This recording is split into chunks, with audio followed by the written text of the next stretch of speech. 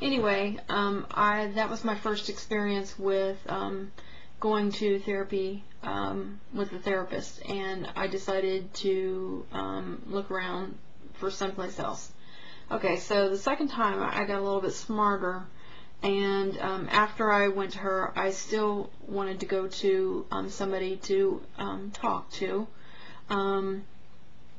So I asked some of my survivor friends, actually from my support group, who their therapist was, and what I was looking for a little bit. I just wanted somebody who was actually familiar with childhood sexual abuse, incest, and who had some experience with that. So finally I decided to go to another therapist at the recommendation of somebody from my survivor group, support group that I went to.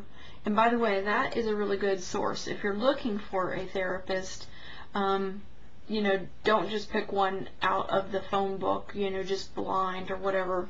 You can ask other survivors for recommendations. You can ask battered women's shelters, child protective services, rape crisis centers.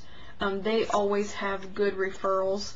You can also check on the web for survivor sites, childhood sexual abuse, ritual abuse survivor sites, and call a referral number like RAINN or somewhere like that who deals with that stuff, and ask them for a referral for your city.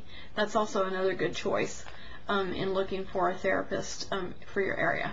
Of course, then there's also other things to take into consideration as to if you have insurance, who your insurance actually covers, and then if you're paying outright, that's also a consideration too. You have a little bit more freedom if you're paying outright.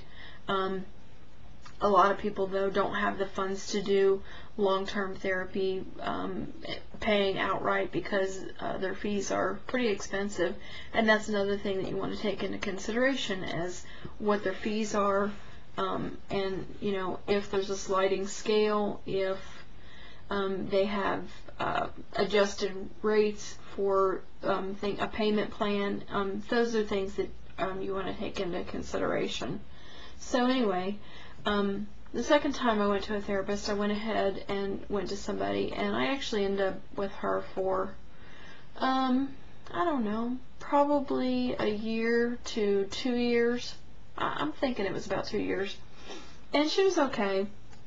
And when I went in this time, I didn't go gung-ho and say, okay, I'm here to talk about ritual abuse, I'm here to talk about, my sexual abuse. I went in and I actually said, okay, I want to deal with my mother issues, because that was one of the things that actually had come up in my healing process.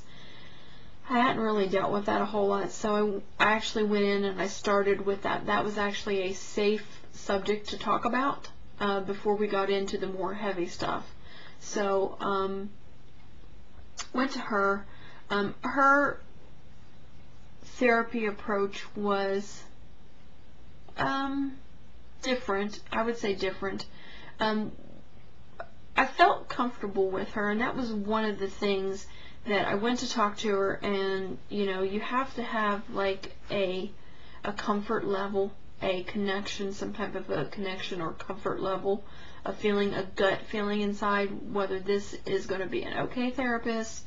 Try it out, see if it is, And I want to tell you another thing too. You have a right. If you start going to a therapist, that does not mean that you have to stick with that therapist, because if for some reason you feel like you're not making a lot of progress, or that the therapist is either not supportive of you, not respectful of your feelings, and does not honor who you are, those are three major things that are important in a therapeutic relationship. So you want to make sure that that's happening. If at any time that stops happening, you do have a right to go seek another therapist. I'm not talking about, getting mad at your therapist and stopping because of avoidance. You know, that's a different thing. Those are issues that you can work out with your therapist.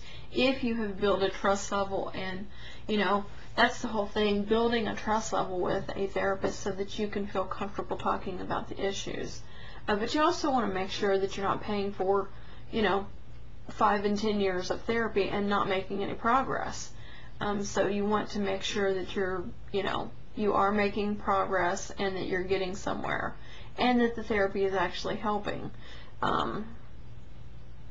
They say that a good therapist is only work with a therapist who focuses on whose focus is to facilitate your self-discovery and who will empower you to believe in yourself and in your ability to heal. So, I mean, those are important things when, you know, working with a therapist.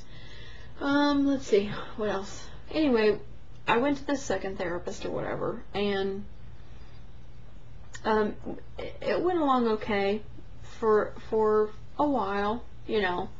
It got to the point where, let's see, how can I say this?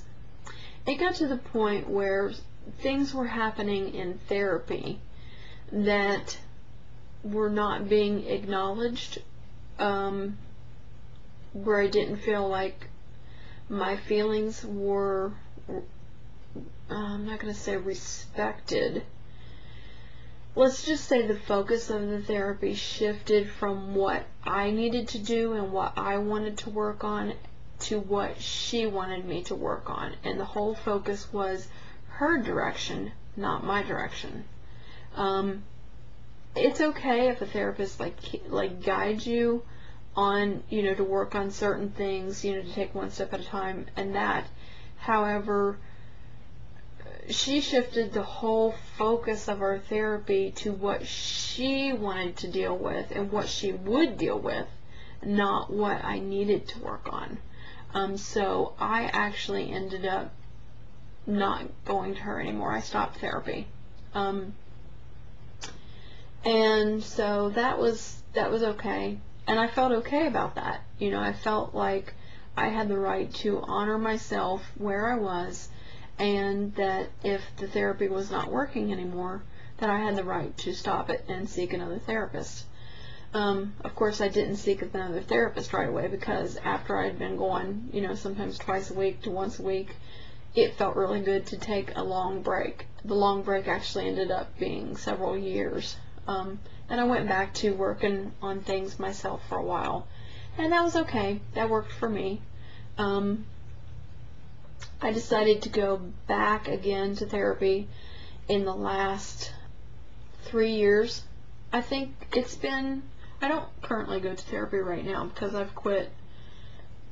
It's probably been a year, maybe a year and a half now that I have not went to therapy. Decided to stop it, and it was okay. It's okay to take a good break, and it was a good point. But before that, I had taken a long hiatus from therapy and decided not to do that. However, probably about 4 to 5 years ago, probably 4, I started really getting into my ritual abuse memories. And anybody who is a SRA survivor knows how horrific those memories are. And to be honest, I couldn't deal with that on my own. I could not deal with processing those types of memories on my own. I needed some guidance, and a lot of other things were happening inside. You guys know what I mean? That I needed to go to a therapist. So I actually decided to take a whole different approach this next time that I went to a therapist, because I was looking for something specific. And it really is what works for you. But for